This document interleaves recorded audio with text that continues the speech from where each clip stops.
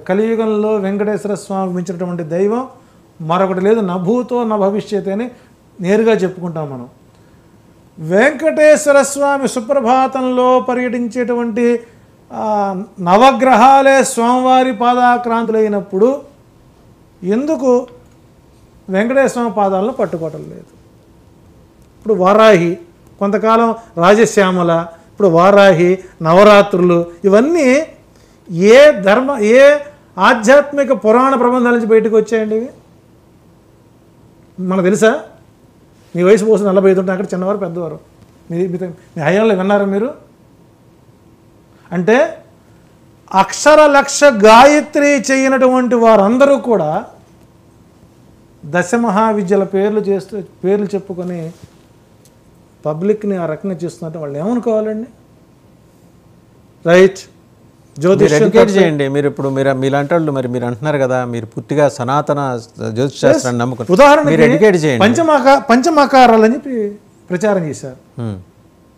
మధ్యము, మాంసము, మత్స్యము, ముద్ర, మైథునం అని. అంటే ఆ 5 భావాలు కూడా తెలియని వాడు యోని పూజలు చేస్తున్నారు. ఇది ఏ శాస్త్రంలో ఉంది? అంటే ఇక్కడ మధ్యము కాదు, మధ్యమం. బహుశా మనం బరీల గ్రౌండ్స్లో ఏదైనా క్రిమినేషన్కి వెళ్ళినప్పుడు ఈ బ్రహ్మ ఇది కపాలం పగలాలంటారు, కపాల మోక్షం. ఆ కపాల మోక్షం జరిగినప్పుడు ఆ పుర్రె పగలగానే అందులో నుంచి కొన్ని ద్రవాలు బయటకు వస్తాయండి. బయటకు వస్తాయి. ఈ మెదడులో ఉండేటువంటి నాడులు ఏవైతే ఉన్నాయో, అంటే ఈ పంచమకారాలు అనేటువంటివన్నీ కూడా ధ్యాన యోగ క్రియా శాస్త్రానికి సంబంధించినవే తప్ప మరేది కాదు.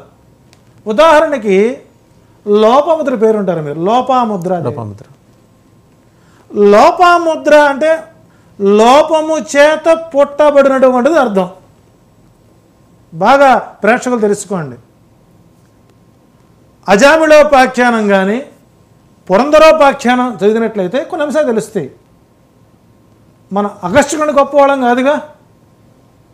అగస్త్యుడు ముఖ కవళికలను బట్టి ఆ వ్యక్తి యొక్క హ్యూమానిటీని గుర్తుపెట్టేవాడు, ఫేస్ రీడర్. వ్యాసుడు కాశీనగరం నుంచి వస్తున్నప్పుడు ఎందుకయ్యా అలా ఉన్నావు, ఇంట్లో ఏమన్నా జరిగింది? సహజంగా మనం ఒక ఫోన్ మాట్లాడుతుంటాం, ఆ ఫోన్లో మనకేదైనా ఒక నెగటివ్ వస్తే మన ముఖంలో మొత్తం కవళికలు మారిపోతాం. ఇక్కడ జరుగుతున్నది ఏంటంటే అధునాతన జ్యోతిష్యులు ఎక్కడ క్యాప్చర్ చేస్తున్నారు అని అంటే, జాతకం కోసం మీరు వెళితే మీ ముఖంలో కనపడేటువంటి ఆందోళనని క్యాచ్ చేసుకొని అక్కడి నుంచి వాళ్ళ శరీరంలో మరొక కొత్త వ్యక్తి చేరి వాళ్ళతో చేయిస్తాడు.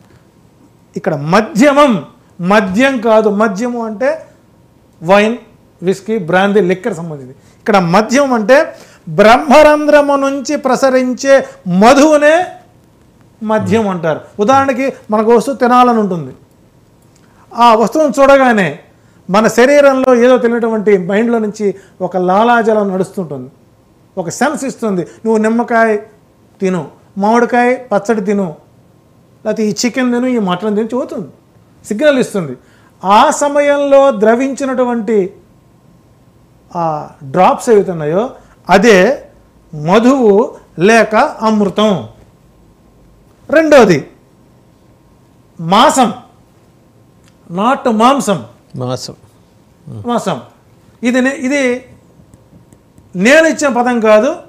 పూర్తి స్థాయిలో పంచమకారాలకు అర్థం ఏమిటి అని కనుక మీరు గూగుల్ సెర్చ్ చేస్తే కామాఖ్య వెబ్సైట్లో దొరుకుతుంది మనకి.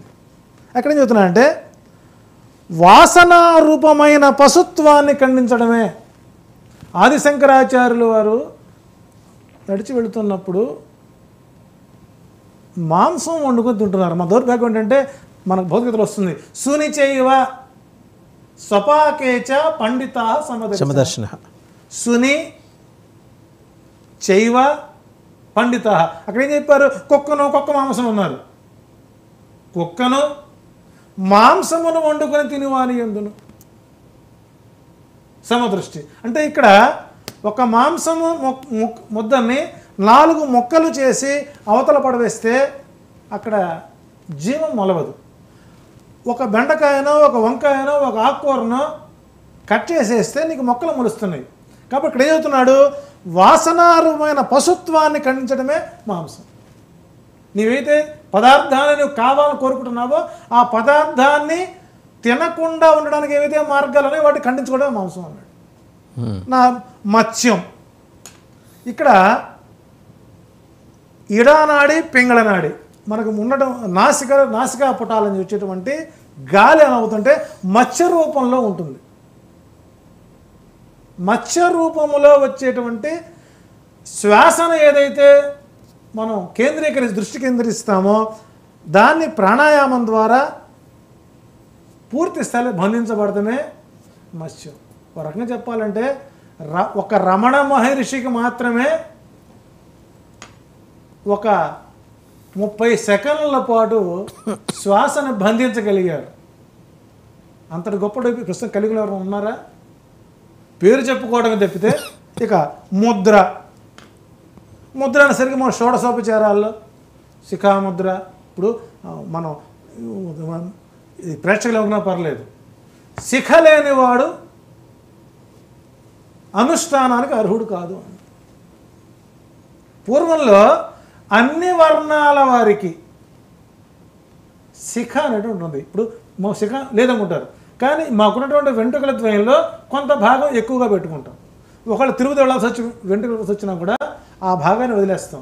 శిఖ యౌ షట్ అంటే నీకు శిఖ లేదే నువ్వేం చేస్తావు? అంగన్యాసకరణ చేసేటప్పుడు. సో కాబట్టి ఇక్కడ ముద్ర అనేటువంటిది ప్రాణాయామ ప్రక్రియల చేత ప్రాణాన్ని అవరోధించి సుషుమ్నా నాడితో నశింపజేసేది ముద్ర. ఆ ముద్ర లేదు. తర్వాత మైథునం. మైథునం అంటే మన దరిద్రానికి యోని పూజలని, లేకపోతే కామాఖ్య గుళ్ళకి వెళ్ళి సెక్స్ చేసుకుని అక్కడ ఓం కామాఖ్యే నమః ఓం కామాఖ్యే నమః. ఇది మనకు చెప్పుకోవడానికి అసహ్యంగా ఉంది. మిథున రాసి ఉంది. మిథునము అంటే ఏంటి? 2 ఆత్మల యొక్క సంయోగం మిథునం. కానీ ఇక్కడ మైథునం అంటే ఏంటంటే నీలో కలిగేటువంటి కామ ప్రేరణ ఏదైతే ఉన్నదో దాన్ని శివుని తత్వంగా భావించి శక్తి రూపమైనటువంటి కుండలని అందులో ఆత్మ సంయోగం చేయడమే మైథునం. ఇంకో రకం చాలామంది తెలియదండి. జ్యోతిష్య శాస్త్రంలో ఒక ప్రధాన